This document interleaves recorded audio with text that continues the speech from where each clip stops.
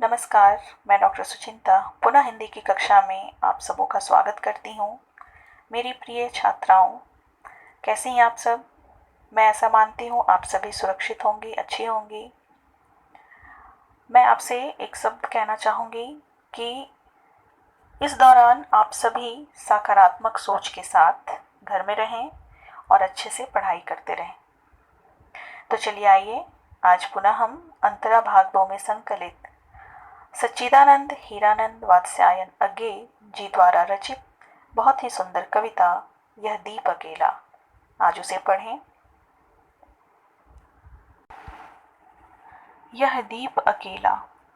कविता में अज्ञे ऐसे दीप की बात करते हैं जो स्नेह भरा है, गर्व भरा है, मदमाता भी है, किंतु अकेला है। अहंकार का मद हमें अपनों से अलग कर देता है। कवि कहते हैं कि इस अकेले दीप को भी पंक्ति में शामिल कर लो। पंक्ति में शामिल करने से उस दीप की महत्ता एवं सार्थकता बढ़ जाएगी। दीप सब कुछ है, सारे गुण एवं शक्तियां उसमें हैं।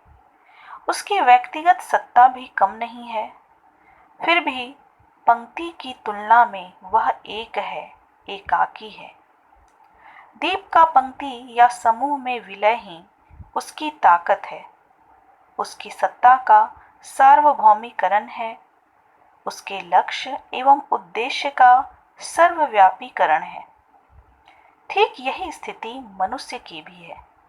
व्यक्ति सब कुछ है, सर्वशक्तिमान है, सर्वगुण संपन्न है, फिर भी समाज में उसका विलय, समाज के साथ उसकी अंतरंगता से समाज मजबूत होगा, राष्ट्र मजबूत होगा। इस कविता के माध्यम से अज्ञे ने व्यक्तिगत सत्ता को सामाजिक सत्ता के साथ जोड़ने पर बल दिया है। दीप का पंक्ति में विलय व्यष्टि का समष्टि में विलय है और आत्मबोध का विश्वबोध में रूपांतरण।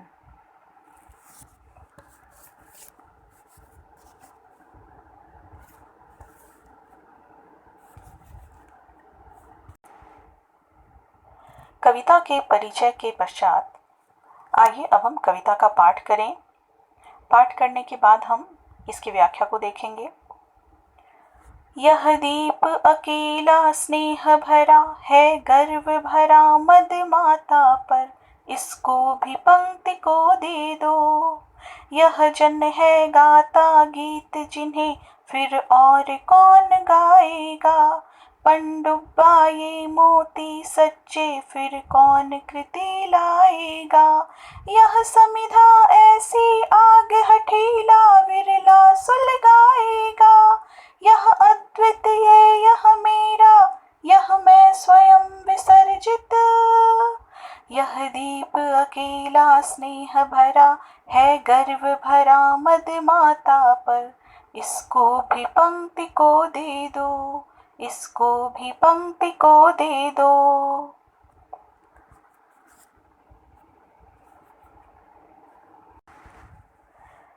आइए बच्चों, इन 8 पंक्तियों की व्याख्या हम देखें।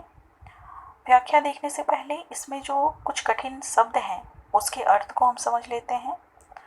यहाँ एक शब्द है पनडुब्बा। पनडुब्बा किसे कहते हैं? गोताखोर को। और पनडुब्बा एक जल पक्षी को भी कहते हैं जो पानी की, समुद्र की गहराई में जाकर मछलियां चुनता है। उसके बाद एक शब्द है कृति। कृति का अर्थ होता है भाग्यवान, कुशल। समिधा, समिधा का अर्थ है यज्ञ की सामग्री। विरला, विरला का अर्थ है बहुतों में एक। अद्वितीय, अद्वितीय अर्थात इसके जैसा दूसरा कोई नहीं।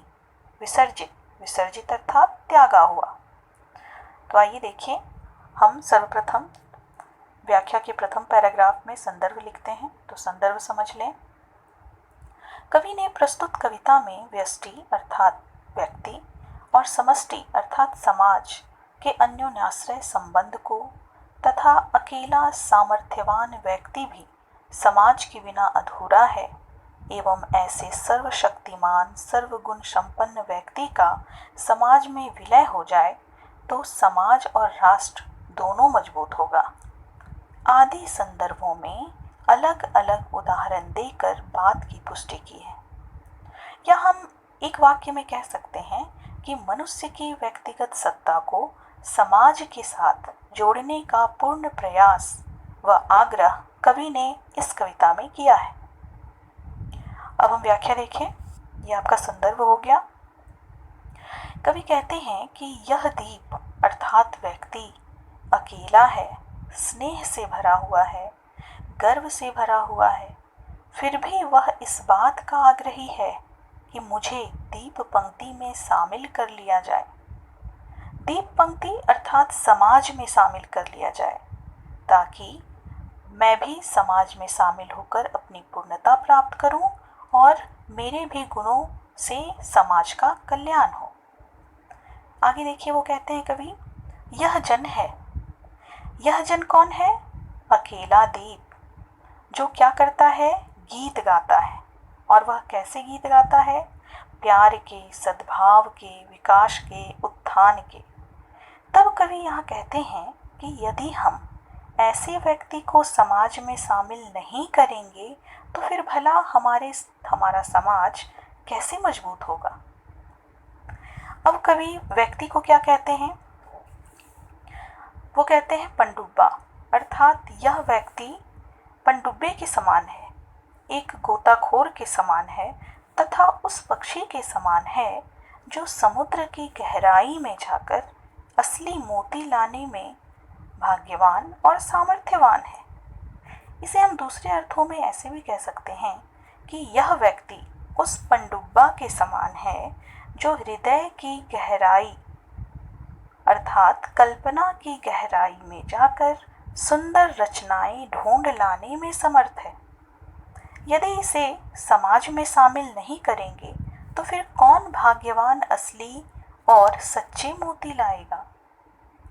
पुनः कवि उस व्यक्ति का उदाहरण समिधा से देते हैं। वो कहते हैं, यह समिधा अर्थात वह व्यक्ति किसके समान है? यज्ञ में प्रयुक्त होने वाली हवन सामग्री के लकड़ी के समान है, समिधा के समान है, जो कैसा है? सुगंधित है, पावन है, शुद्ध है, योग्यता रखने वाला है तथा अद्भुत क्षमता रखने वाला है, जो जब प्रज्वलित होता है तो संपूर्ण मानवता को, संपूर्ण प्रकृति को लाभ देता है। ऐसी अग्नि को कोई हठपूर्वक कार्य को संपन्न करने वाला बहुतों में अकेला अर्थात विरला व्यक्ति ही सुलगा सकता है। अब आगे कवि उस व्यक्ति को अद्वितीय कहते हैं। कवि कहते हैं कि उस दीपक को, अकेला व्यक्ति को अद्वितीय कहते हुए वो कहते हैं कि अद्वितीय अर्थात जिसके जैसा दूसरा कोई नहीं। इस अकेले व्यक्ति में मेरा तथा स्व का भाव है। इसने अहंकार भाव त्याग दिया है, विसर्जित कर दिया है, अतः यह समाज में शामिल हो सकता है। आगे कवि कहते हैं, यह दीप भले ही अकेला है परंतु इसने अहंकार को त्याग दिया है। यह प्रेम से भरा हुआ है, सामर्थ्यवान है, परंतु इसे भी दीप पंक्ति में शामिल कर लिया जाए, समाज में मिला लिया जाए, ताकि समाज और राष्ट्र की भलाई हो, व्यक्ति के आत्मबोध का विश्वबोध में रूपांतरण हो। अब आगे हम काव्य सौंदर्य देखेंगे। भाव पक्ष में आप लिखिएगा कि इन पंक्तियों में व्यष्टि को समष्टि में जोड़ने अर्थात शामिल करने की बात कही गई है। कला पक्ष में आप लिखिएगा कि खड़ी बोली में कविता की रचना हुई है, तत्सम प्रधान शब्दावली का इसमें प्रयोग हुआ है। पनडुब्बा, समिधा आदि शब्दों में रूपक अलंकार है। अनुप्रास अलंकार भी यहाँ है। प्रतीक के रूप में यहाँ दीपक को व्यक्ति के प्रतीक के रूप में और दीप पंक्ति को समाज के प्रतीक के रूप में रखा गया है। कविता की रचना मुक्त छंद में हुई है। बच्चों, आगे की पंक्तियाँ आपको दूसरे वीडियो में मिल जाएगा। अभी इसे आप ध्यान से सुनें और पढ़ें। धन्यवाद।